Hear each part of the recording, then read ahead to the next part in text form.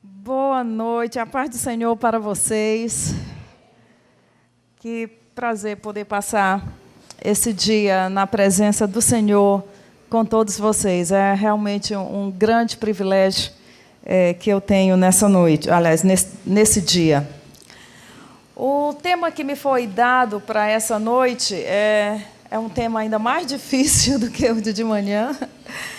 E, na verdade, eu fiquei muito feliz, porque isso me fez pesquisar mais, orar mais, depender mais de Deus. E nessa noite nós vamos falar sobre a igreja, a noiva de Cristo. E na hora quando o Davi falou esse tema, eu fiquei pensando depois, como é que dá um tema desse para um retiro de jovens? Eu passei assim, alguns dias pensando, como é que pode ele dar um tema desse para um retiro de jovens? Mas aí, na medida que eu comecei a estudar, a pesquisar mais sobre o tema, então eu entendi o que Deus queria falar conosco nessa noite, amém? E é com grande prazer, uma grande alegria que eu quero compartilhar com vocês daquilo que eu aprendi esses dias enquanto eu estava buscando a Deus orientação e estudando, para essa palavra nessa noite. Então, quem está com o coração aberto nessa noite, amém? Que bom. Nós vamos ler alguns textos na palavra de Deus nessa noite, porque esse não é um tema muito comum ou popular de se falar dentro das nossas igrejas.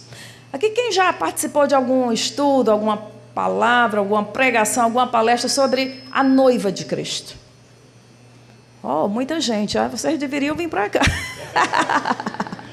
Acho que quem está perdendo aqui sou eu, né? Então já vai assim, olha, se por um acaso eu me perder, vocês que já participaram, vocês vêm me ajudar, ok? Cristo vem me ajudar, tá legal? Eu gostaria de ler com vocês alguns versículos na palavra de Deus.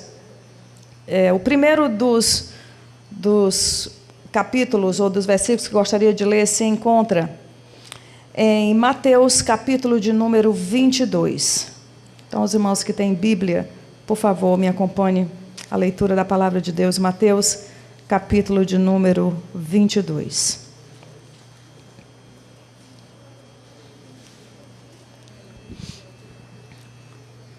Se você encontrou, nós vamos ler somente os dois primeiros versículos do capítulo de número 22.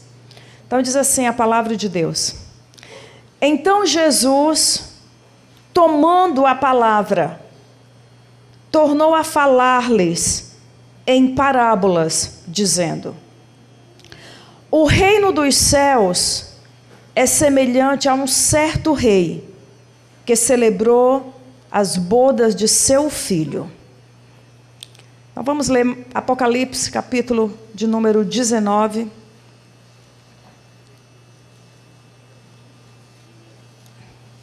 Apocalipse, capítulo de número 19. Nós vamos ler os versículos de número 7 até o versículo de número 9. Apocalipse, capítulo de número 19, versículo 7. Vamos começar a partir do versículo de número 6. Vamos ler 6, 7. Diz assim: E ouvi como que a voz de uma grande multidão, e como que a voz de muitas águas, e como que a voz de grandes trovões, que dizia: Aleluia, pois já o Senhor Deus Todo-Poderoso reina. Regozijemo-nos e alegremo-nos e demo-lhes glória, porque vindas são as bodas do Cordeiro e já a sua noiva se aprontou. Vamos ler mais o último versículo, Apocalipse, capítulo de número 22. E nós iremos ler o versículo de número 17. que diz assim: e o Espírito e a noiva dizem: vem. E quem ouve, diga: vem. E quem tem sede, venha. E quem quiser, tome de graça da água da vida. Amém?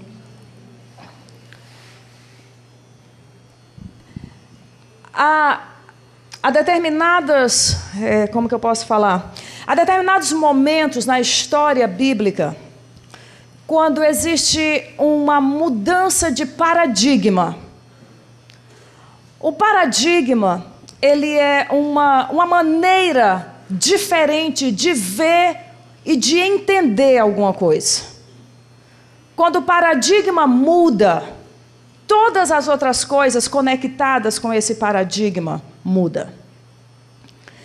E o que eu gostaria de fazer com vocês nessa noite é que nós vamos olhar hoje a igreja com um outro paradigma, com uma outra visão, com um outro entendimento. E essa visão, esse entendimento, é essa revelação de Jesus como noivo. Se nós conseguirmos ver Jesus como noivo, nós vamos conseguir nos ver de uma maneira diferente. Vamos pensar, se eu vejo Jesus como um general de guerra, quando eu olho para mim no seu exército, eu me vejo como um soldado, marchando, pronto para a batalha. Se eu vejo Jesus como o Cordeiro de Deus que tira o pecado do mundo, então eu me vejo como pecador que precisa dessa graça, desse perdão de pecados. Mas se eu vejo Jesus como noivo, como eu me vejo? O que é que muda se Jesus é o noivo? O que é que muda se ele é o esposo, se ele é o marido? De onde que veio essa ideia de dizer que Jesus é o noivo? De onde que veio essa ideia de dizer que a igreja é a noiva? De onde que veio isso? Isso é mais uma história que nós temos na Bíblia? Ou isso realmente tem algum sentido, alguma profundidade, alguma revelação, algum entendimento que eu preciso ter acerca de Jesus Cristo? Então, nessa noite eu gostaria de conversar com vocês sobre esse paradigma da igreja ser a noiva. E se ela é a noiva, é porque ela tem o noivo. E nós temos que saber como que nós vamos nos ver nessa perspectiva desse noivo. Esse paradigma de um casamento, que a impressão que me dá é que hoje vocês vão ter alguma atividade especial com isso, não é assim? Vocês vão ter uma atividade. Então, essa coisa interessante sobre esse paradigma do noivo é que nós vamos ver com os olhos do reino de Deus. O reino de Deus. E nós acabamos de ler em Mateus, capítulo de número 22, que Jesus um dia, ele falando de parábola. Será que eu entreguei o ouro? Foi isso? Foi, né? Ai, Senhor. Agora eu estou precisando do Cordeiro que tira o pecado do mundo. Então, os organizadores, por favor, libere Zoe de perdão aqui sobre a minha vida. Estou perdoada aqui para eu continuar? Aleluia. Ok, então vamos lá. Jesus, ele começa, é tão interessante. Jesus, quando ele começa o seu ministério, Mateus capítulo de número 9, ele diz que ele é como noivo, e ele fala para os fariseus que enquanto o noivo estiver presente, os convidados ou os amigos do noivo não devem jejuar, eles não devem se entristecer porque o noivo está presente. E ele estava falando dele mesmo. É interessante de ver Jesus se apresentando logo de cara no seu ministério como o noivo. Em Mateus capítulo de número 22, que nós lemos, versículo de número 2, diz, Jesus falando uma parábola, ele diz assim, olha, o reino dos céus é semelhante a um certo rei, que preparou um banquete ou as bodas de casamento para o seu filho. Olha, o reino dos céus é semelhante a um rei que prepara as bodas de casamento para o seu filho. Eu morei 18 anos num país extremamente exótico. Se vocês querem conhecer algo exótico, pode ir lá na Índia. Então eu passei 18 anos na Índia. Uma das coisas que eu mais gostava de fazer lá na Índia era ir para os casamentos. Eu me convidava para ir para os casamentos. Eu não precisava nem de convite. Eu perguntava assim, eu posso ir para o casamento? E aí, como eu era estrangeira, e lá na Índia, no Oriente, na Ásia, o estrangeiro tem determinadas regalias. E aí o pessoal dizia, claro, porque você não pode dizer não para o convidado. Você não pode dizer não. E para eles, nós os estrangeiros somos os convidados da Índia. Nós estamos lá como convidados. Então, quando a gente se oferece, eles ficam meio sem jeito. E a cultura indiana não pode dizer não para a pessoa. E aí a gente vai e entra nessa, né? Então, eu entrava nessa daí da cultural e aí eu ia para o casamento. E eu fui para todo tipo de casamento na Índia. Eu comecei indo para os casamentos cristãos. Mas eu já tinha visto casamento cristão aqui, né? Então, eu estava curiosa. Eu tenho assim, essa carinha de séria, mas eu sou muito curiosa. E aí eu pensei assim, eu quero ir para um casamento hindu, por favor, não se desviem. Eu fui para muitos casamentos hindus lá na Índia, acho lindo. E aí lá no casamento, vendo os casamentos hindus, eu fiquei encantado com todo aquele ritual do casamento.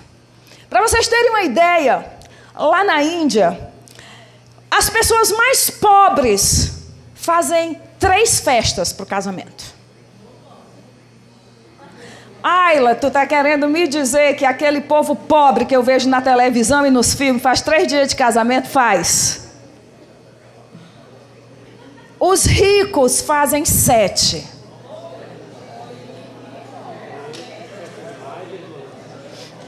Eu nunca esqueço que eu fui... lá na Índia, quando a gente vai para o campo missionário, o nosso maior desejo do missionário é você ser recebido como um membro da família do país que você está morando, né? Está servindo. E aí eu cheguei depois de 1 ano, talvez 1 ano e meio, 2 anos que eu estava na Índia, eu conheci uma menina chamada Tina. E eu fiquei muito amiga da Tina. E aí, na medida que nós ficamos amigas, ela veio fazer a TED, eu fui a líder dela, e aí nós ficamos amigas, e aí ela ficou sendo obreira da missão, e nós desenvolvemos uma grande amizade nós duas. Eu fui a primeira amiga estrangeira dela, e ela foi a minha primeira amiga indiana de verdade. E aí nós fizemos aquele pacto de irmãs, né? Agora sou minha irmã, meu povo é o teu povo, teu Deus é o teu Deus, igual Ruth e Noemi, nós duas, né? E ela disse, Ayla, você é como uma irmã para mim. E aí eu fiz o juramento, e você é como uma irmã para mim. Aí nós selamos, né, esse nosso relacionamento de irmãs. E ela tomou isso a sério, porque lá no Oriente isso é muito sério. Quando você é amigo de alguém, você é amigo mesmo. Quando você diz que você é irmão de alguém no Oriente, isso é muito sério para eles. E aí aqui no Brasil a gente leva tudo assim mesmo na brincadeira, né? E a prima da Tina foi casar. E lá na Índia, as famílias moram todas, a maioria mora junta. Então, a mãe da Tina, o pai da Tina, o irmão da Tina, outro irmão da Tina, os primos, os tios, os sobrinhos, moravam todo mundo numa mesma casa. Era uma grande família indiana. E aí a prima da Tina ia casar. Só que ela me chamou e disse assim, lá minha irmã vai casar. E eu digo, uau, que legal. E aí eu, no meu afã de me convidar, né, para os casamentos, ela disse, você está convidada, você é membro da família. Aí eu, uau, eu, membro da família indiana, vou para um casamento indiano como membro da família. Isso ela me falou alguns meses antes. E aí quando chegou mais ou menos uns 15 dias antes do casamento, ela disse, a mãe dela me ligou, que agora a mãe dela é a minha mãe. E aí ela disse, Ayla, minha filha, como é que você está? E eu estou tudo bem, minha mãe indiana. E ela disse, olha, o casamento é dia tal. Eu digo, sim, eu sei. Acostumada aqui no Brasil que a gente vai para o casamento atrasado, não é isso? A gente chega atrasado porque a gente sabe que a noiva vai chegar atrasada. Então a gente chega atrasada no casamento. Ela disse, olha, o casamento é como, vamos dizer, hoje, na segunda-feira, ela disse, você vem para casa na quarta-feira. Eu digo, como? Se você vem na quarta e você fica conosco até o casamento. Aí eu disse, não, eu posso não, eu trabalho na missão, eu sou missionária, eu trabalho na missão. Ela disse, mas você é da família. Todo mundo da família vem uma semana antes do casamento. Aí eu disse, não, mas peraí, eu sou família, mas eu não sou família, né? Ela disse, olha, eu estou aguardando você na terça-feira, no máximo na quarta-feira, porque tem muitos rituais de preparação. E você precisa participar de todos eles, porque agora você é da família. Aí eu disse, não, mas eu não, assim, ser da família é bom, mas aí já é demais. E eu disse, não, mas eu não posso, eu trabalho, eu sou a líder, a diretora da escola, eu não posso sair 5 dias, uma semana antes, aí dizendo que eu vou para o casamento. E o casamento era 50 minutos da minha casa. E aí ela disse, não, mas você está lá, nós vamos lhe buscar nesse dia. Eu digo, não manda buscar não, que eu não posso. Ela disse, 9 horas nós estamos lá para pegar você. E aí eu fui, 9 horas, falei com todo mundo, gente, é o casamento. E a Tina disse, Ayla, no dia 9 nós já vamos sair, eu já estou com minhas roupas todas arrumadas, não sei o quê. Ela toda feliz da vida e eu preocupada. Eu sei que eu falei com todo mundo, vamos, não, é mesmo, né, da família, vai uma semana antes, todo mundo vai uma semana antes. E lá vai eu, uma semana antes, para a casa da Tina. Cheguei lá, assim, né, toda tímida. Uma semana antes do casamento, eu já estou aqui, que história é? Só no Oriente mesmo, um negócio desse. E aí cheguei lá, quando eu cheguei lá, os parentes de Dubai já haviam chegado. Os parentes lá não sei de onde já haviam chegado. Os parentes dos estados próximos já haviam chegado. A casa dela, eles tinham esteiras enormes, que todas as moças solteiras iam dormir. Esteiras enormes, que todos os rapazes solteiros iam dormir. E era gente demais. E eles me apresentando para todo mundo como eu era irmã. Eu era a irmã que eles não conheciam. Eu era a irmã que eles não conheciam. E aí eu lá toda feliz da vida, agora uma família, né? Tem uma família. E aí chegou os rituais. O primeiro ritual estranho é que ela tinha que ser toda no meio de todos os familiares, ela ficava no meio, e se passava um pó amarelo, como é que dá o nome aqui? Açafrão. Passava açafrão em todo o corpo dela. A mãe dela passava. A mãe e as irmãs mais velhas da mãe. Para purificar. O açafrão, ele tira toda a impureza do corpo. Ele é anti-inflamatório, ele é não sei o quê. E eles vão passando, e eles vão lavando. Ela lavando na casa da mãe e o rapaz sendo lavado lá na casa dele. E aí tem os dois, e vai passando, tirando tudo aquilo. E aí ela toma aquele banho, esse é o primeiro ritual. E eu digo, meu Deus, o que é isso aqui? E aí no segundo dia, vi uma pessoa especial colocar pulseiras nela. Tem uns homens, a profissão dele é somente colocar pulseiras nas noivas. E aí na Índia toda, existe aquele set de pulseiras, que se você na Índia toda encontrar uma mulher com aquelas pulseiras, você sabe que ela está na semana do seu casamento. Ela veste uma semana antes do casamento, ela fica durante o casamento e ela fica na semana da sua lua de mel. E na Índia toda, onde ela vai, você olha para aquelas pulseiras, que são 24 em cada braço, você sabe, é a semana do casamento dela ou ela está em lua de mel. E aí coloca as pulseiras e vai colocando. E aí no outro dia tem um ritual que ela vai escolher, a família vai escolher as joias que ela vai usar no dia do casamento. Aí os primos de Dubai trazem os presentes, a mãe já traz os presentes. E eu nunca vi tanto ouro na minha vida. Eu olhei as caixas, eles vão abrindo caixa, eu olhando. Meu Deus do céu, um ladrão brasileiro aqui estava feito. Meu Deus do céu, que tanto ouro é esse que eu nunca vi na minha vida. E a noiva indiana, ela precisa de 14 joias para casar. E aí ela vai escolhendo as pulseiras, vai escolhendo os anéis, vai escolhendo os brincos, vai escolhendo o colar, e vai escolhendo tudo. E eu escolhendo com ela, aquela confusão, eu toda agitada, eu estava mais animada do que a noiva. E aí, no outro dia, nós vamos escolher as roupas que todo mundo vai usar. E todo mundo mostra a roupa para todo mundo. E todo mundo, a família compra a roupa para todos os convidados. Eles compraram a roupa para mim também. E aí, 2 dias antes do casamento, nós vamos escolher as joias que nós, os convidados, vamos usar no casamento. Aí eu, Assembleia de Deus, oh Jesus, tenha misericórdia da minha vida. Não pode usar brinco, não pode usar isso, não pode usar aquilo. Oh, opressão. E aí, mas eu já estava na Índia já fazia alguns anos, já saída da opressão por alguns anos. Mas aí, as minhas joias... Porque aqui é um detalhe, né? Você pega assim um colazinho de ouro bem fininho, quase invisível, né? E coloca um pingentezinho, você acha que é aquela coisa mais linda do mundo. E lá vai eu, com o meu colazinho transparente de ouro, um pingentezinho desse tamanho, para o casamento indiano. E aí na hora Tom perguntou, olha, cadê as suas joias? Aí lá vem eu com o meu pingentezinho, meu ourozinho transparente. Mostrei para ele, mostrei meu brinquinho assim, igual esses daqui. Aí a minha mãe indiana, escandalizada, horrorizada, aterrorizada comigo, olhou para mim e disse assim, você vai com essa joia para o casamento da sua irmã? Aí eu disse, pensando no meu pastor, pensando em todo mundo, eu digo, vou, pensando que não é lindo? Ela disse, você não entra na igreja com essa joia, isso é uma vergonha.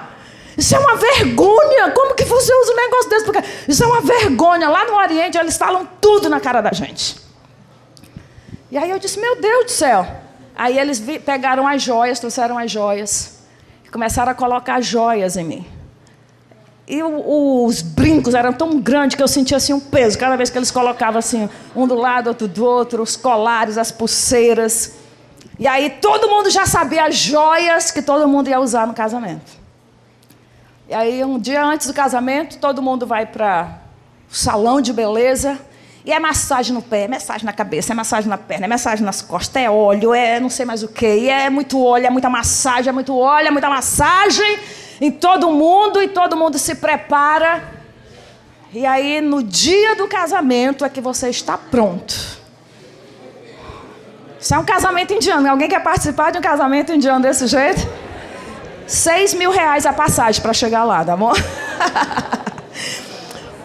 Mas eu estou dizendo isso para vocês, para dizer que quando se fala de banquete, de festa de casamento no Oriente, se fala de uma longa preparação. A noiva não se casa de qualquer jeito. Há uma preparação espiritual, física, emocional que acompanha essa noiva e é acompanhado por toda a família dessa noiva. Eles juntos fazem essa preparação. E quando Jesus ele estava falando dessas bodas de casamento, Jesus não estava pensando no nosso casamento. Eu nunca esqueço quando acho que foi meu sobrinho casou, fez a festa para 120 pessoas, só lá em casa, só a nossa família, uns 50. E aí tinha uns exibíveis, que eu nunca nem tinha ouvido falar nisso. E aí ele disse que não podia convidar todo mundo da família. E os primos ficaram todos loucos, porque eles podiam ir para a igreja, mas não podiam entrar na recepção do casamento, por causa dos exibíveis. Tinha que ter os exibíveis para entrar. E aí um dia eu falei lá na Índia, eu disse, olha, pessoal vai casar da minha família, mas eles têm um negócio dos exibíveis, que a gente só pode entrar na festa do casamento com esse daqui. Eles ficaram horrorizados. Como? Porque lá no Oriente, se você convida alguém para ir para a festa de casamento, você que é convidado pode convidar quem você quiser.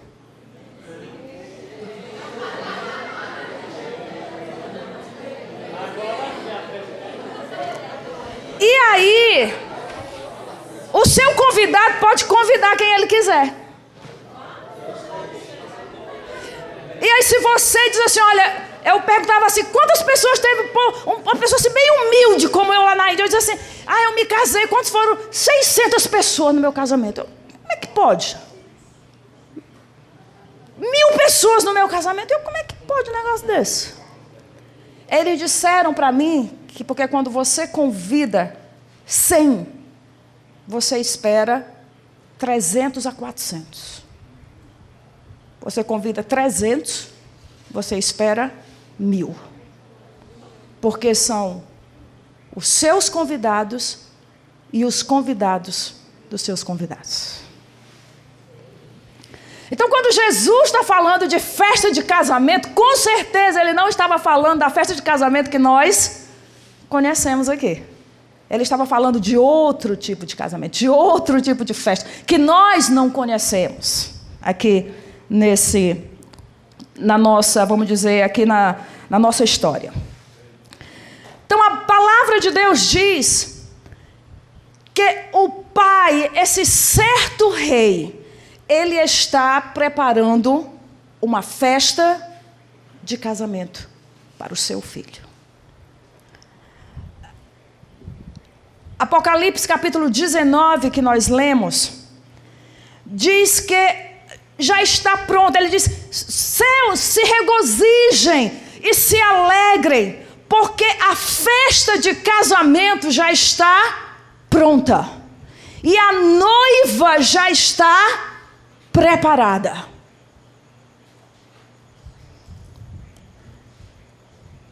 O Senhor Jesus, quando ele encarnou sabendo que no final da história humana, tudo terminaria com uma grande celebração de um casamento.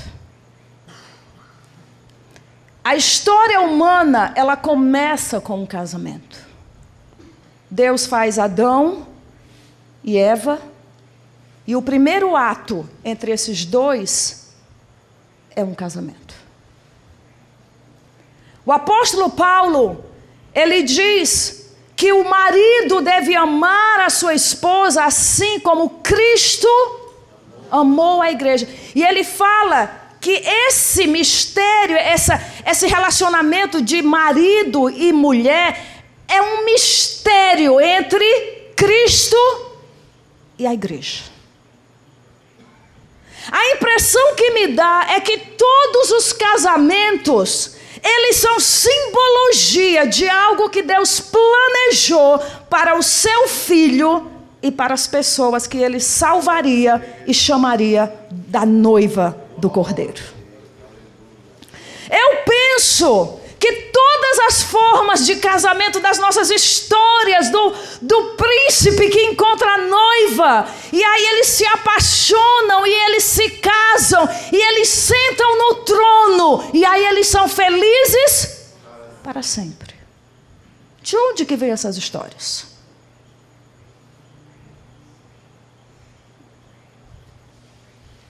A impressão que me dá é que Deus, na eternidade, quando ele pensou no seu filho, a impressão que me dá é que Deus, na eternidade, Deus, o Pai, já tinha Deus, o Filho, e ele desejou ter uma família maior, e ele imaginou essa grande festa de casamento entre o seu filho e a sua noiva, que seriam todos aqueles salvos e redimidos pelo sangue do Cordeiro. Há um mistério grande entre nós e Jesus. Há um amor inefável de Jesus para nós. Nós não temos ainda a consciência de como Jesus nos ama. Hoje, na nossa sociedade, nós pensamos de Jesus como um grande amigo. Jesus é o nosso amigo, é um cara legal, dizem as pessoas. Mas hoje, nessa noite, eu quero que cada um de nós venhamos a pensar em Jesus como o noivo. Aquele que ama a sua noiva e espera o grande dia em que ela vai ser completamente sua.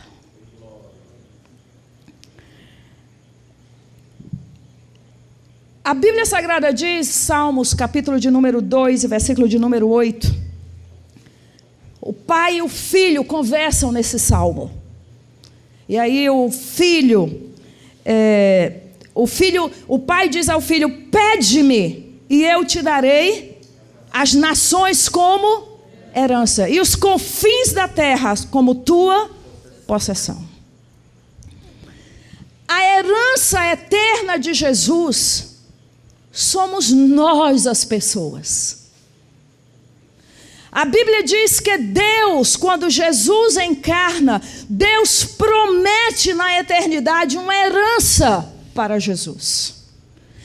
Essa herança que o Pai promete ao Filho são as pessoas. Nós somos a herança de Jesus. Nós somos o tesouro. Nós somos as coisas, ou as pessoas, ou os seres preciosos que o Pai vai dar de herança para Jesus. E o Pai diz: pede-me e eu te darei as nações da terra por herança. E essa herança de Deus, do Pai para o Filho, é uma companheira eterna. A herança do Pai para o Filho é essa noiva que ama o noivo, que se atavia, no linguajar mais moderno, ela se apronta, se embeleza, se adorna, se veste para se encontrar com o seu noivo. Essa noiva representada somos cada um de nós. Nós somos a herança pelo qual Jesus morreu na cruz do Calvário. Todas as pessoas, toda a terra, tudo foi dado de herança para Jesus. E dentro dessa herança, o Pai, ele está preparando uma noiva para o seu filho. Porque essa herança, que são as nações da terra, essas pessoas da terra, essa herança de Deus, do Pai, dada a Jesus, ela tem dois tipos de obediência. E ela tem algo que diferencia a herança de Jesus. A primeira coisa é que essa herança, que são todas as pessoas da terra, e é toda a terra, vai chegar um dia que todas as pessoas da terra, elas irão obedecer e reconhecer que Jesus é o Senhor. Não importa quando elas nasceram. Não importa de quem elas eram filhos. Não importa de que religião elas eram. A Bíblia Sagrada diz que porque ele esvaziou-se, aniquilou-se e tomou a forma de servo e viveu como servo e morreu em morte de cruz, a Bíblia diz que Deus, o Pai, deu-lhe um nome que está acima de todo nome. E ao nome de Jesus, um dia, todo o joelho se dobrará e toda a língua confessará que Ele é o Senhor. Então essa herança que Deus, o Pai, deu para Jesus, é uma herança de tudo, porque tudo que foi criado pertence a Jesus. A palavra de Deus diz em Colossenses capítulo de número 1, tudo foi criado por Ele e para Ele. Tanto as coisas na terra como as coisas no céu, tudo é para Ele. Todas as coisas criadas foram feitas para Jesus. Um dia, todas as criaturas e tudo que foi criado vai obedecer àquele a quem eles pertencem. Um dia, vai chegar o dia que todos os brasileiros, não importa quando foi a primeira pessoa que nasceu nesse nosso país, não importa que religião ou que ele teve, ou que ele fez na sua vida, ou que educação ele teve, um dia ele vai ter que obedecer, se ajoelhar e confessar que Jesus é o Senhor.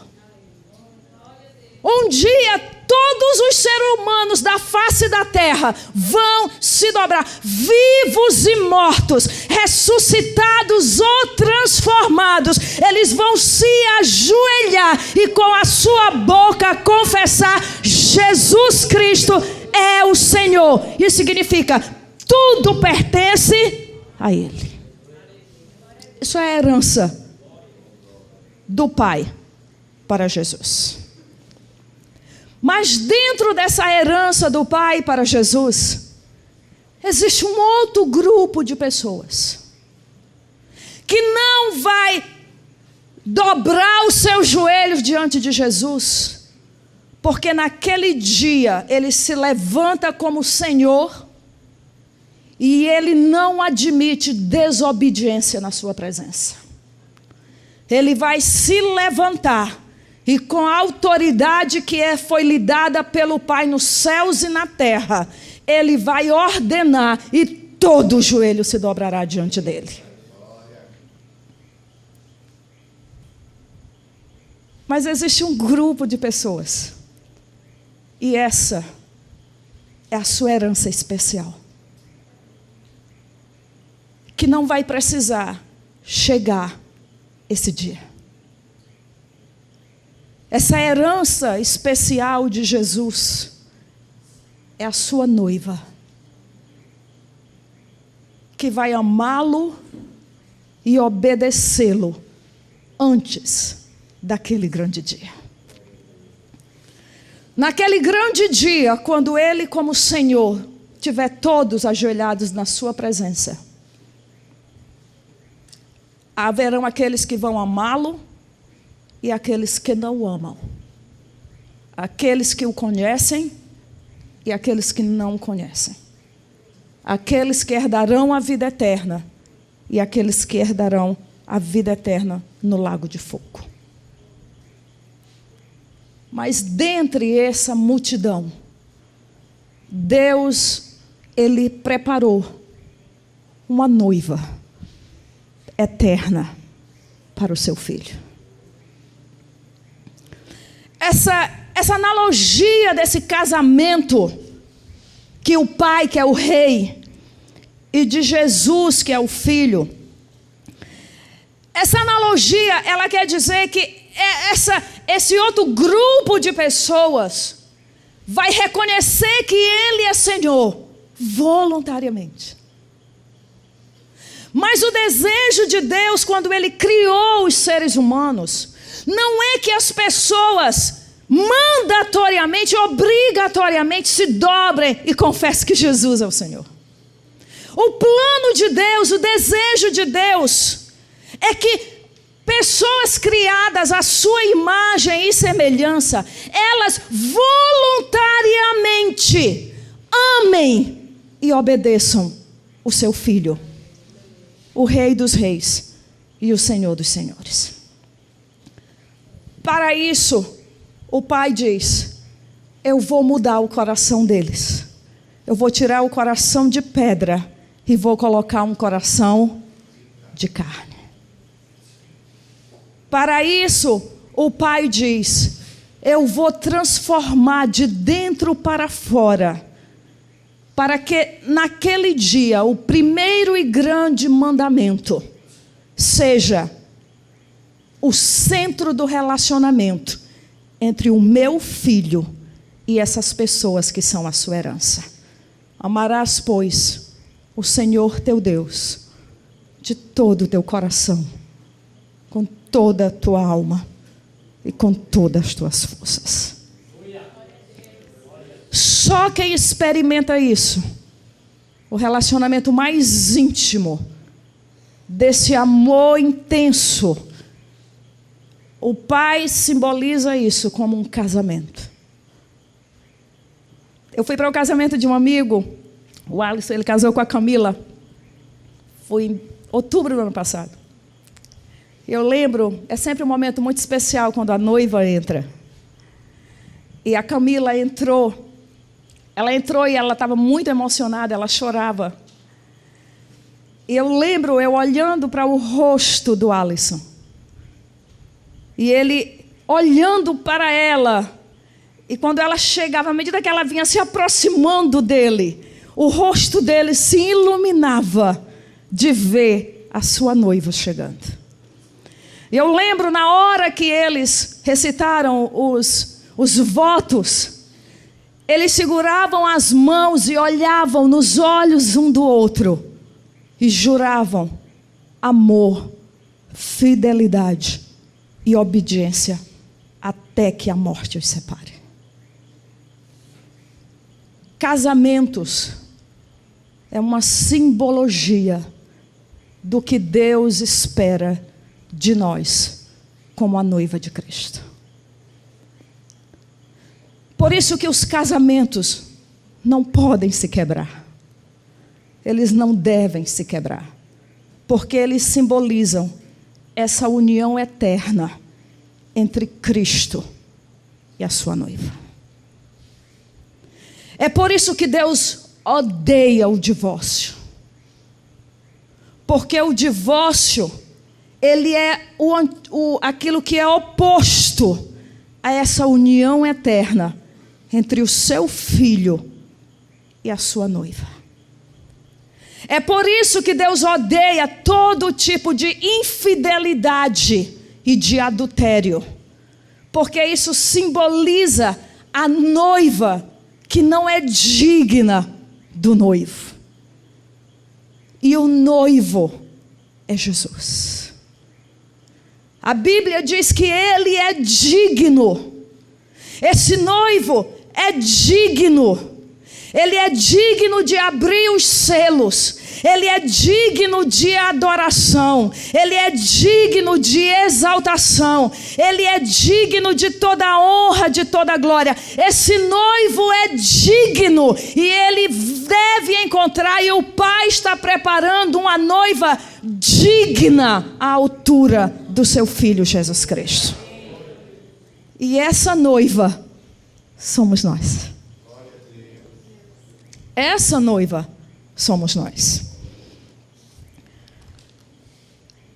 O Senhor Jesus, quando Ele pensa nesse relacionamento da igreja como a noiva, Ele diz lá, vamos passar para Paulo primeiro. Paulo, ele diz que nós não devemos ter um jugo desigual com os infiéis ou com os descrentes.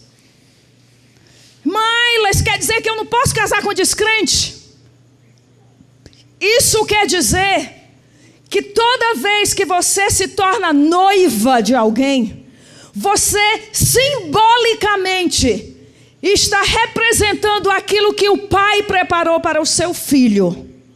E essa noiva que o Pai está preparando para o seu filho, ela não pode ter um jugo desigual com o noivo que é Jesus. Ela não pode ser impura para o noivo que é Jesus. Ela não pode ter níveis espirituais diferentes desse noivo que é Jesus. Ela não pode estar numa dimensão espiritual diferente desse noivo que é Jesus. Ela não pode amar esse noivo diferente da maneira como esse noivo a ama. O Senhor Jesus, ele falando desse mistério do amor dele, porque o apóstolo Paulo diz que o casamento é um mistério, representa esse mistério entre Cristo e a igreja, que ele a amou e a si mesmo ele se deu, se entregou por ela. E Jesus falando desse amor que simboliza o amor dele com o povo que ele comprou, ele disse: eu oro para que vocês experimentem o mesmo amor com que o Pai me amou. Eu amo vocês. E o mesmo amor com que eu amo vocês, eu quero que vocês me amem de volta. Essa simbologia de Jesus e a noiva significa que nós temos que ter um jugo igual com Jesus em amor. Significa que eu não posso amá-lo menos do que ele me amou. Eu não posso viver uma vida eterna com ele sem estar no mesmo nível de amor com ele. E cada um de nós nessa noite deve se perguntar: que nível de amor? Será que eu sou um jugo desigual com Jesus nesse casamento? Será que é a maneira que ele me ama, eu amo da mesma forma como ele me ama? Porque se o nível de amor entre eu, Jesus, e o meu noivo forem níveis diferentes, então nós ainda precisamos ser preparados para esse grande dia. A palavra de Deus diz em Paulo que Deus, ele derrama o seu amor dentro dos nossos corações através do Espírito Santo, para que nós possamos amar a Deus com o mesmo amor com que ele nos ama. Essa simbologia, essa analogia da igreja como a noiva de Cristo, essa simbologia desse noivo, desse pai que prepara uma noiva para o filho, mas esse filho ama essa noiva e ele está aguardando que essa noiva esteja pronta, amando-o da mesma maneira que ele amou.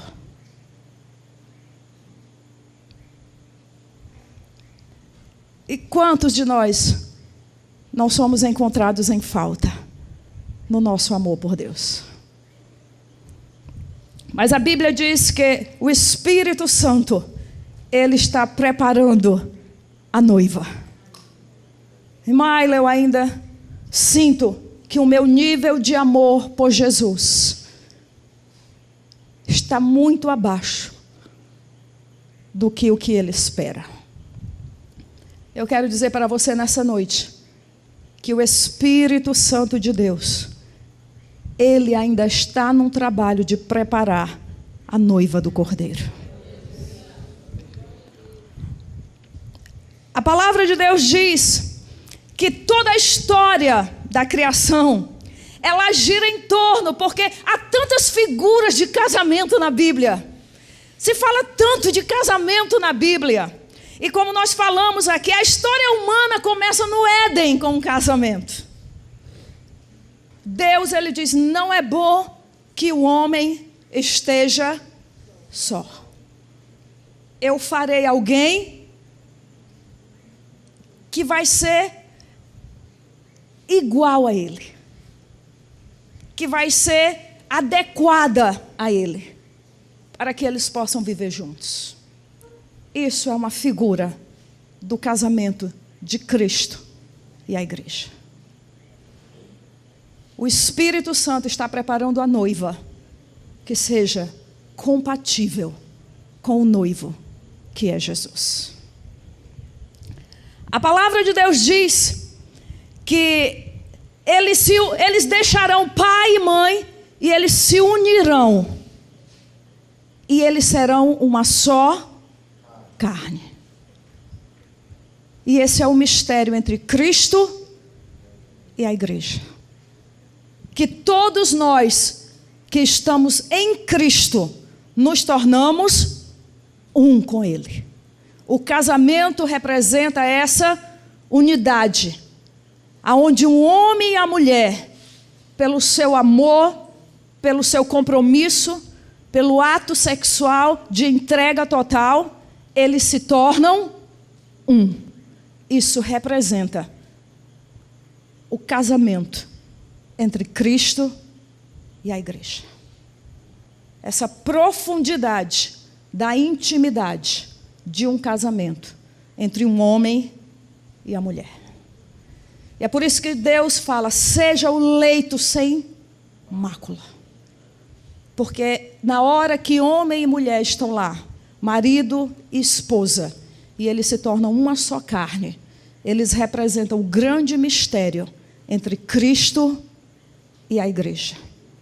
Seres humanos,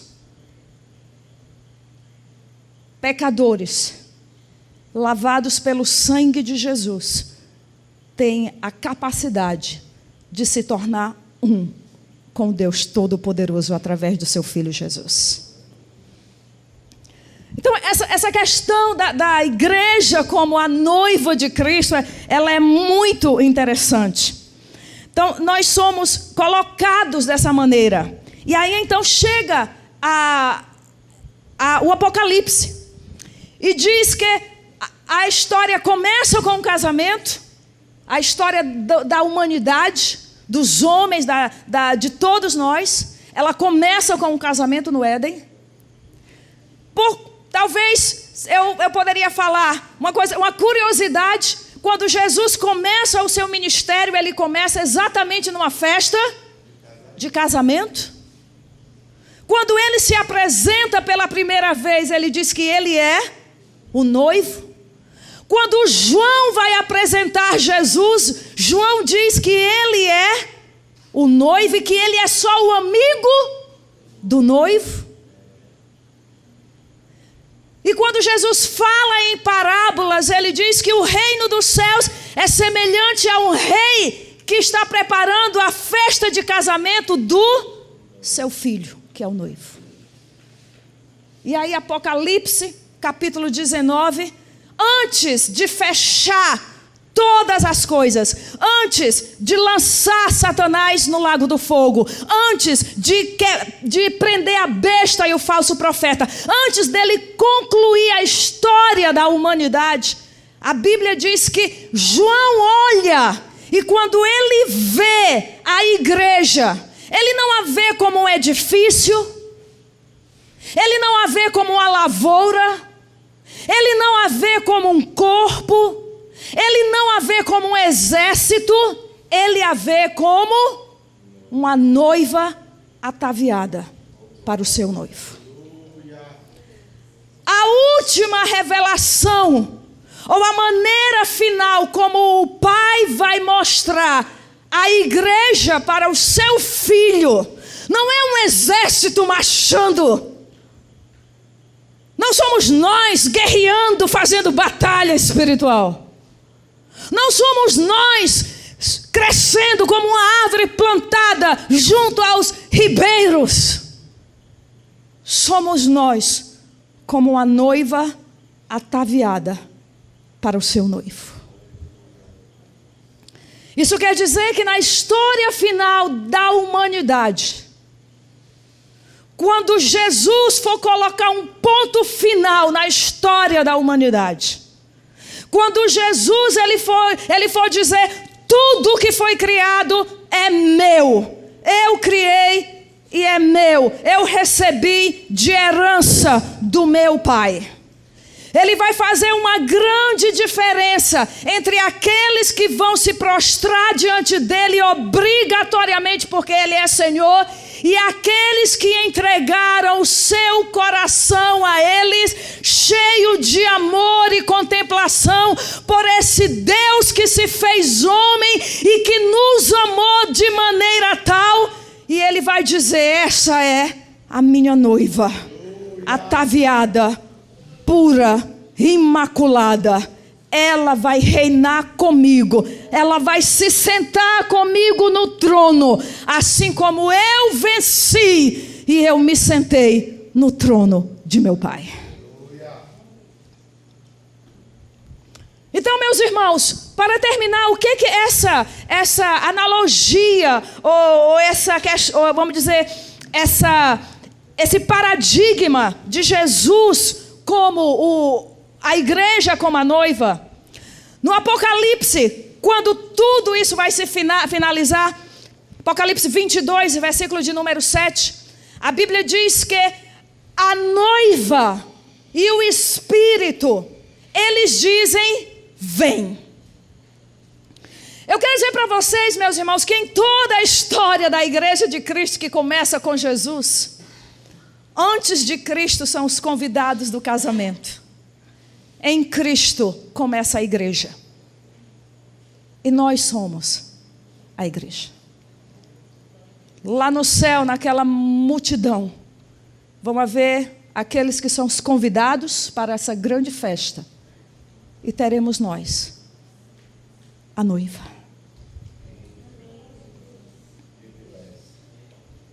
Nós não somos essa geração depois de Cristo. É uma geração privilegiada, porque você não é convidado para o casamento do Filho de Deus.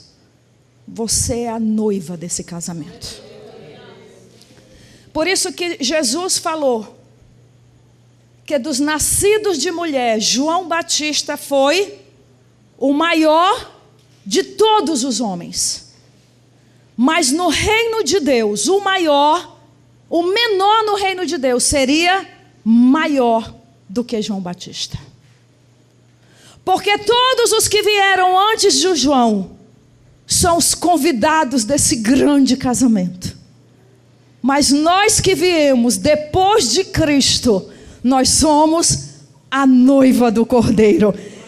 Que todas essas pessoas da história, desde Adão até João Batista, eles são os convidados para esse grande casamento. Mas eu e você, nós somos a noiva do Cordeiro. Olha que coisa maravilhosa. E aí, durante toda a história da igreja, nós que somos a igreja de Cristo, é muito raro um momento em que nós dizemos a mesma coisa que o Espírito Santo. Todos nós dizemos, as igrejas fazem muitas coisas, e nós fazemos muitas coisas. O Espírito Santo manda a gente fazer uma coisa, a gente faz outra.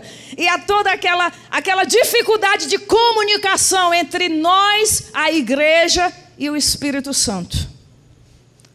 Mas a Bíblia revela que vai chegar um dia em que nós e o Espírito Santo vamos dizer a mesma coisa.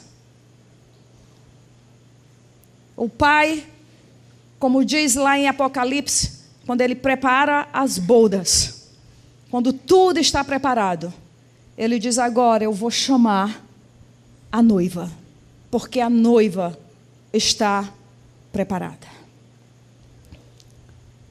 E aí, findando os últimos capítulos de Apocalipse, o Espírito e a noiva que é Cristo, que é a igreja, eles dizem em uma oração, em uma voz, eles dizem: vem.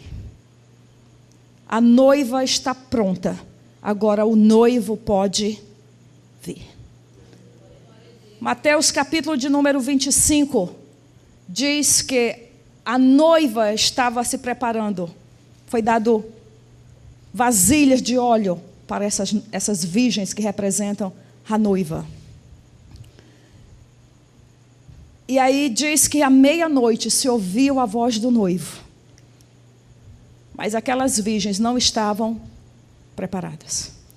Haviam 10, 5 estavam preparadas e 5 não estavam preparadas. Quando for o momento de Jesus voltar e colocar um ponto final em toda a história da humanidade, a sua noiva é ela que vai dizer: vem, eu estou preparada para ti. Cada um de nós, na nossa caminhada com Jesus, nós temos que nos preparar para esse grande dia. Cada um de nós, na nossa caminhada com Jesus, o Espírito Santo está nos preparando para 2 coisas, como a noiva do Cordeiro. A primeira é que ela está preparada em amor.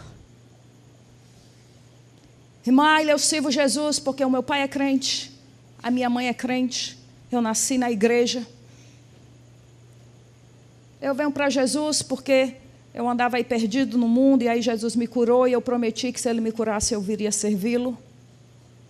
Mãe, eu sirvo a Jesus porque um dia Ele me curou, Ele fez alguma coisa por mim, aí então eu estou aqui. Tudo isso é válido. Mas a única moeda que nós vamos levar de tesouro eterno para o céu é o amor com que nós amamos a Jesus. Como que nós nos preparamos como noiva, como igreja, como noiva?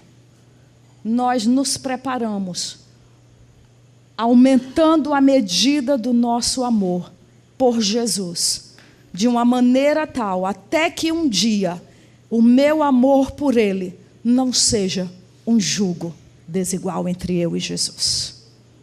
Ele me amou, que Ele deu a sua vida por mim.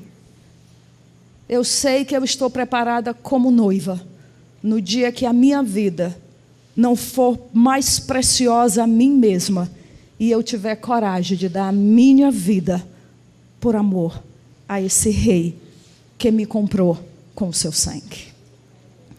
Cada um de nós é chamado a crescer na medida de amor por Jesus Cristo. Não podemos, como noiva, fazer as coisas para Jesus obrigatoriamente. Não podemos, como noiva, servir a Jesus obrigatoriamente. Na nossa igreja, infelizmente, se instaurou uma teologia que dizia: se você não vem pelo amor, você vem pela dor. Uma outra teologia que diz que se você não fizer aquilo que Deus está lhe mandando, você vai pagar o preço.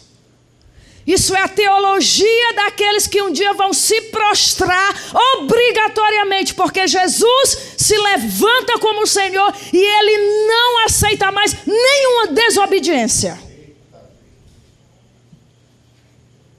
Mas o que Ele espera da sua noiva é que eu faça por amor a Ele. O que o noivo espera da sua noiva é que tudo que eu faça para Ele seja feito porque eu amo. Não é porque meu pai me manda, não é porque minha mãe me manda, é porque eu amo a Jesus. Não é porque o pastor manda, é porque eu amo a Jesus.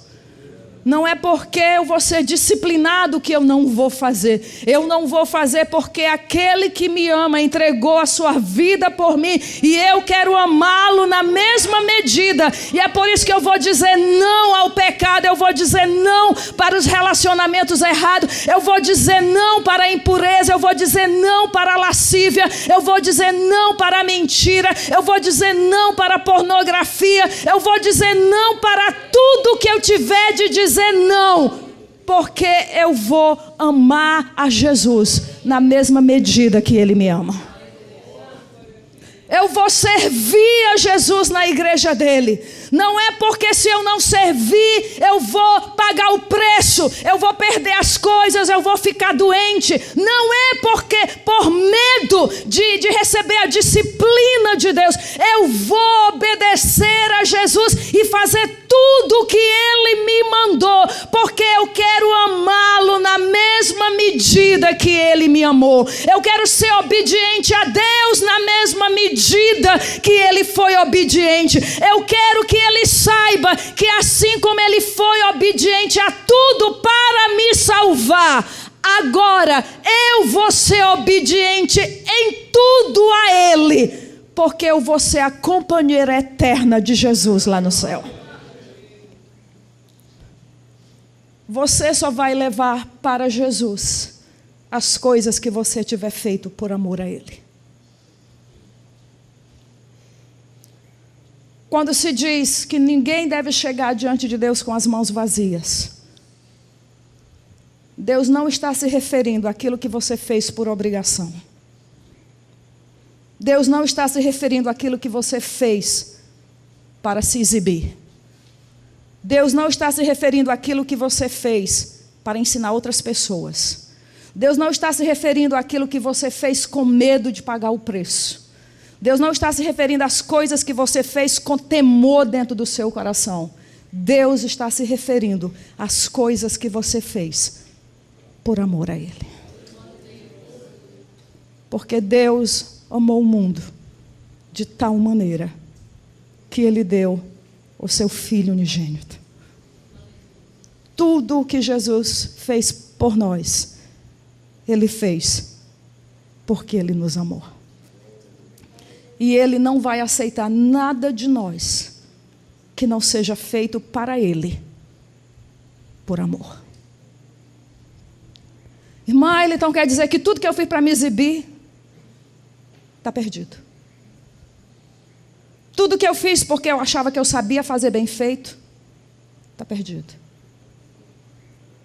Tudo que eu fiz com medo, está perdido.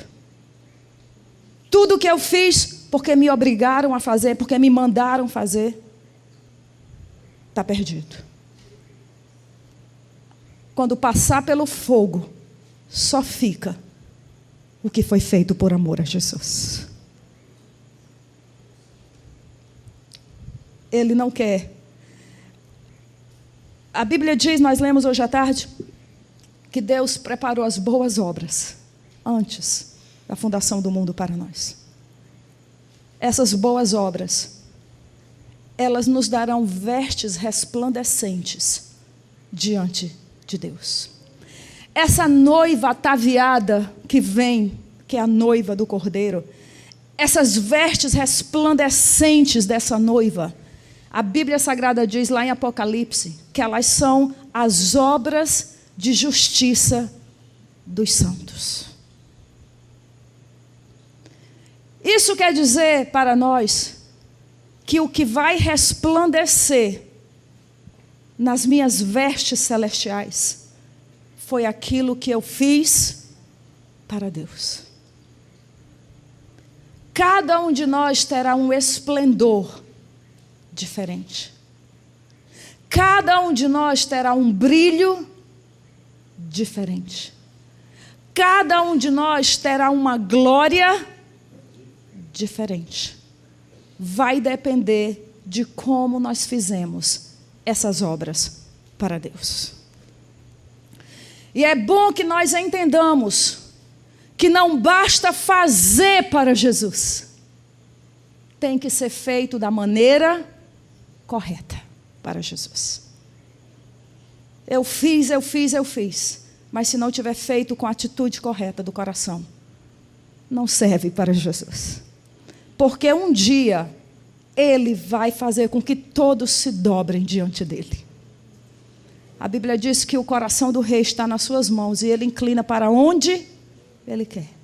A Bíblia diz que Ele levanta os reinos e Ele destrói os reinos. Ele sabe como obrigar as pessoas a fazer aquilo que Ele quer.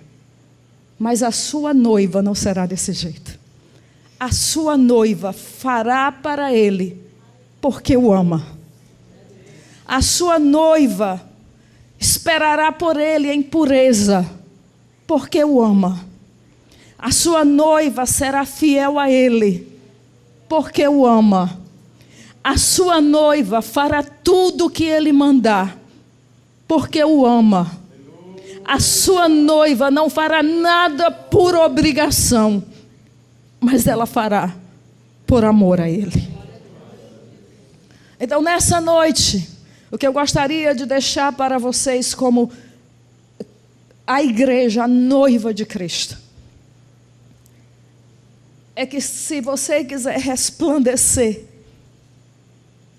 as suas obras têm que ser feitas por amor.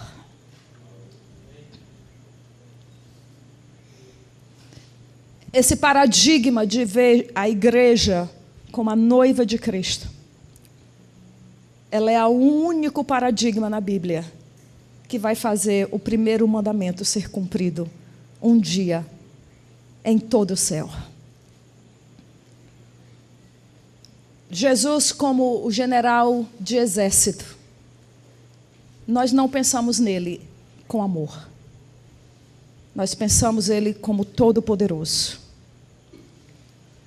Jesus, como leão da tribo de Judá, nós pensamos nele como aquele que destrói os seus inimigos. Mas quando nós pensamos em Jesus como noivo, então nós podemos falar de amor com Ele. Então, nessa noite, eu gostaria de orar por você nessa noite. Eu não quero que você venha à frente, porque você já veio à frente hoje à tarde. Mas eu só quero perguntar a você nessa noite. Você é parte dessa noiva. Ele lhe comprou. Você pertence a Ele. Paulo, falando, ele diz: o marido, o seu corpo pertence à sua esposa. E o corpo da esposa pertence ao seu marido. Isso é um mistério entre Cristo e a igreja. Você e o seu corpo e a sua vida pertencem a Cristo. Cristo, ele comprou o seu espírito, ele comprou a sua alma e ele comprou o seu corpo para ele. Você pertence a ele completamente. Corpo, alma e espírito. Você não pode fazer com o seu corpo o que você quer, porque o seu corpo não lhe pertence, pertence a Ele. Você não pode pensar o que você quer, porque a sua alma pertence a Ele. Você não pode ter contatos com outros deuses e outros espíritos e outros seres espirituais, porque o seu espírito pertence a Ele. E Ele quer você todo para Ele. Então, nessa noite, eu quero perguntar para você, eu quero orar por você. Como está o seu amor por Jesus? É o amor que lhe constrange a fazer as coisas por Ele? É o amor que lhe constrange a vir e tocar louvores para Ele? É o amor que lhe constrange a pregar para Ele? É o amor que lhe constrange a servir na casa dEle? O que é que lhe move para fazer as coisas para Ele? Porque se for alguma coisa que não seja o amor, hoje você precisa ter essa revelação de Jesus como noivo na sua vida, para que você saiba que como noiva, Ele só vai receber a obra que foi feita por amor a Ele. Então eu sei que tem muitos de nós que estamos num jugo desigual com Jesus. Mas nessa noite, a Bíblia diz que o Espírito de Deus, ele é derramado, o amor de Deus é derramado dentro de nós através do Espírito Santo. E nós podemos amar a Jesus com o amor que Ele nos amou. É só isso que Jesus quer para nós como noiva, que nós o amemos e nós o amemos como Ele nos amou e que nós o obedeçamos voluntariamente, sem obrigação, sem opressão, sem medo. O versículo que o irmão que veio na frente leu disse: o verdadeiro amor lança fora todo medo. Quando você amar a Jesus com verdadeiro amor, vai sair de você todo medo de servi-lo, todo medo de fazer a vontade dele, todo medo de cumprir o seu propósito, todo medo que você tem de fazer qualquer coisa para Deus, vai sair do seu coração no dia que você amar a Ele verdadeiramente, com todo o teu coração, com toda a tua alma e com todas as tuas forças. Então, nessa noite, se você é uma dessas pessoas que você quer se levantar na presença de Deus e dizer: Deus, hoje eu entendo o que é ser a noiva de Cristo. A noiva é aquela que ama no mesmo nível. A noiva é aquela que obedece voluntariamente. A noiva é aquela que foi preparada pelo Pai desde a eternidade, comprada pelo sangue e sendo preparada pelo Espírito Santo para naquele dia apresentar o Filho do Rei, a sua noiva ataviada, preparada para a grande festa de casamento. Então, se você é uma dessas pessoas que diz: Deus, hoje, Jesus, hoje eu quero te ver como meu noivo, e eu quero fazer a minha declaração de amor a Ti e de obediência a Ti, porque hoje eu entendo que eu sou parte da Tua igreja como a Tua noiva. Se você é uma dessas pessoas que nessa noite tem esse entendimento e quer fazer esse compromisso com Deus, de amá-lo e de servi-lo voluntariamente, então eu gostaria que você se colocasse de pé nesse momento. Eu gostaria que você fizesse essa oração. Você não precisa vir aqui, mas eu quero que você faça essa oração dentro do seu coração. E em Deuteronômio, capítulo de número 12, Deus ele diz: o que é que o Senhor Deus pede de ti, senão que o ames de todo o teu coração, e que o sirva todos os dias da tua vida. É esse o compromisso. É esse o compromisso da noiva com o noivo. É de amor e de obediência voluntária.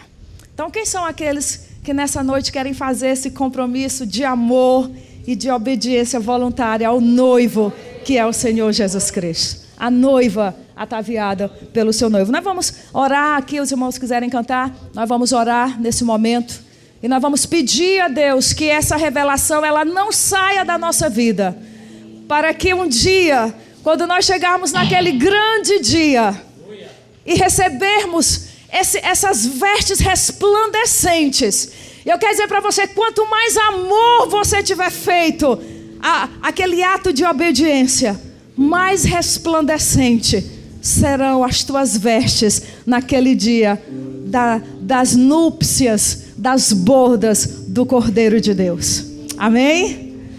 Que sejamos revestidos de glória, que sejamos revestidos de luz, que sejamos revestidos de vestes resplandecentes, e que essas vestes brilhem no céu, indicando o quanto de amor nós fizemos e nós temos pelo nosso noivo, o Senhor Jesus Cristo. Senhor nosso Deus, na Tua presença nessa noite, nós olhamos a Ti como Pai Celestial, o Rei, que preparou um banquete de casamento para o Teu Filho Jesus. Em toda a história, o Senhor tem procurado pessoas que vão se tornar a noiva do Teu Filho Jesus, que estarão com Ele para sempre. Essas pessoas a quem Ele foi preparar lugar, essas pessoas a quem Ele quer compartilhar sua glória, a essas pessoas a quem Ele quer ver face a face, a essas pessoas que Ele quer que sente no seu trono, assim como Ele venceu e sentou no trono do seu Pai.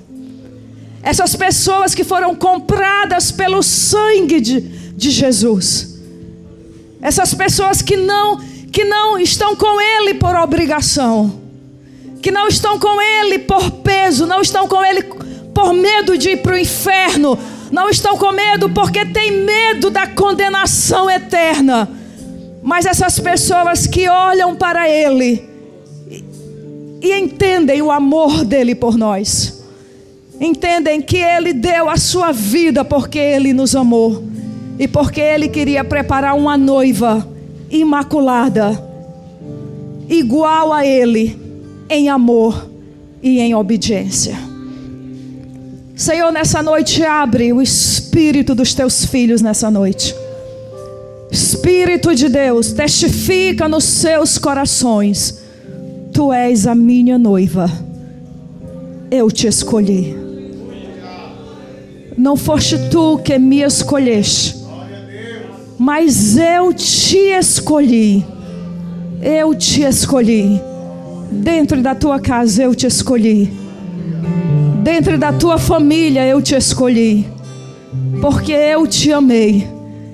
E o meu Pai te preparará para que no dia que tu sejas apresentada a mim no reino do meu Pai, tu sejas pura, imaculada, santa, sem pecado e sem mancha, porque o meu sangue purifica de todo o pecado.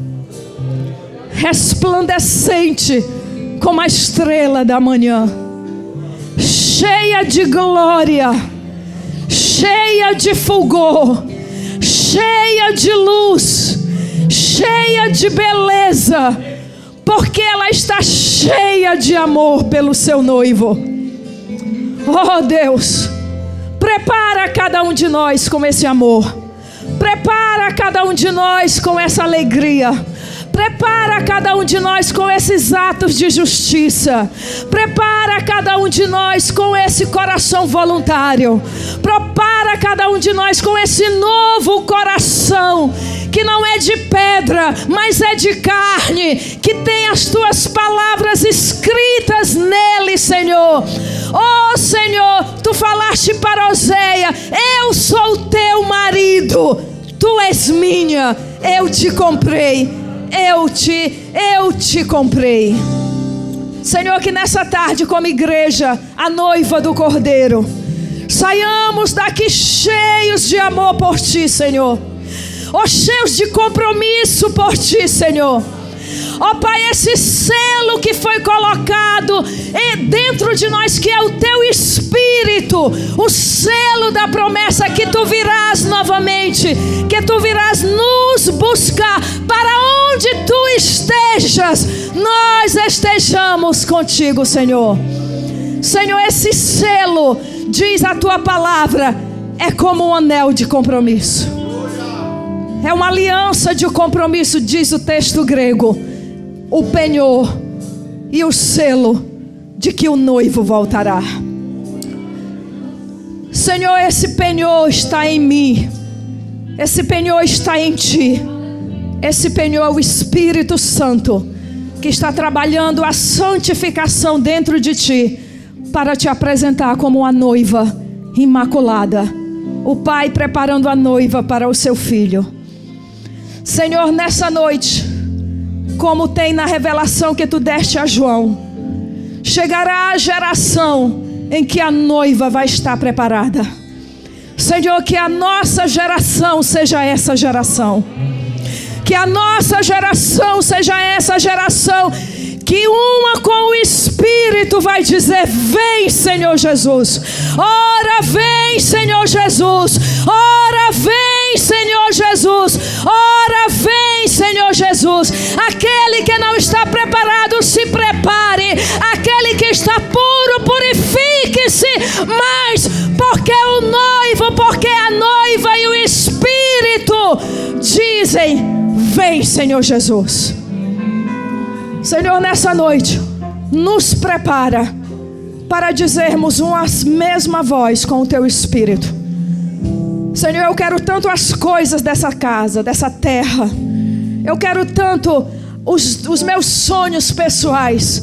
Mas nessa noite, como noiva, eu quero colocar os meus sonhos pessoais de lado e com o teu espírito dizer em uma só voz: Maranata, oh Maranata, oh Maranata. Ora vem, Senhor Jesus. Ora vem, Senhor Jesus. Ora vem, Senhor Jesus. Prepara a tua noiva. Ora vem, Senhor Jesus. Prepara a minha vida. Prepara a minha vida. Ora vem, Senhor Jesus. Maranata, Maranata. Que o meu espírito diga Maranata. Que a minha mente diga Maranata. Que as minhas emoções digam Maranata. Que a minha vontade diga Maranata. Que o meu amor diga Maranata. Que o meu compromisso diga Maranata. Que minha obediência diga Maranata. Ora vem, Senhor Jesus. Ora vem, Senhor Jesus. Ora vem, Senhor Jesus. Prepara-me como a tua igreja, cheia de amor, ataviada em bondade, ataviada em obediência. Oh, ora vem, Senhor Jesus. Bendito é o que vem em nome do Senhor Jesus. Bendito é o que vem em nome do Senhor. Bendito é o que vem em nome do Senhor. Bendito é o que vem em nome do Senhor. Bendito é o que vem em nome do Senhor. Oh, que você pode agora glorificar a Deus. Diga para Ele do seu amor. Diga para Ele do noivo: eu sou do meu amado e Ele é meu. Eu sou do meu amado e Ele é meu. Eu sou do meu amado e Ele é meu. Põe-te como selo no meu coração. Oh, porque esse amor é forte como a morte, e nem as águas, nem a morte poderá separar-me desse amor do meu Salvador, do meu amado. Oh, o meu amado vem pulando como os montes.